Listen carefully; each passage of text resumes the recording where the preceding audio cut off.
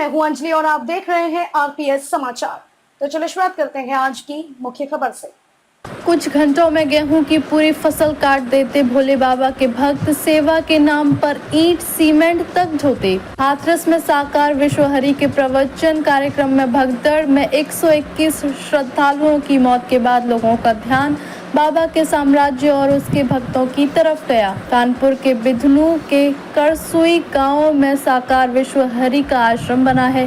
करसुई के ग्रामीणों का कहना है कि हर मंगलवार यहाँ श्रद्धालुओं का जमावड़ा लगता है। गर्मियों में जब गेहूं कटाई का सीजन आता है तो किसी एक दिन बाबा के सैकड़ों भक्त कुछ ही घंटों में कई बीघा में फैला गेहूं काट देते हैं। उसे तुरंत थ्रेशर में लगा गेहूं और भूसा अलग कर लिया जाता है।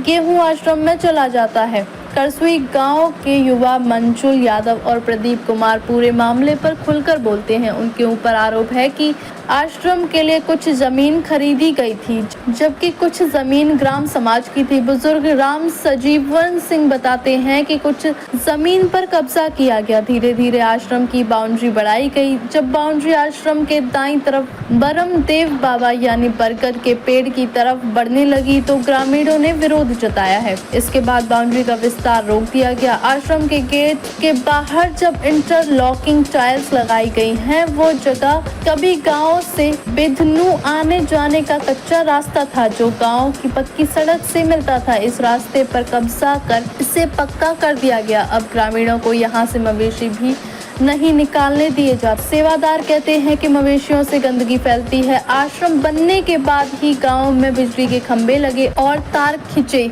सपा नेता के इशारे पर जमीन पर कब्जे का खेल शुरू हुआ। राम सजीवन का ये भी आरोप है कि एक सपा नेता के इशारे पर जमीन पर कब्जे का खेल हुआ। शुरुआत में ग्रामीणों को बताया गया है कि यहाँ आश्रम बनने से भूत प्रेत और बाधाएं दूर हो जाएंगी, इसलिए लोगों ने श्रद्धा के चलते ज्यादा विरोध नहीं किया गया। खबरों में अब तक लिए बस इतना ही। मिलते हैं फिर ऐसे ही बड़ी खबर के साथ। तब तक के लिए नमस्कार और देखते रहिए आरपीएस समाचार।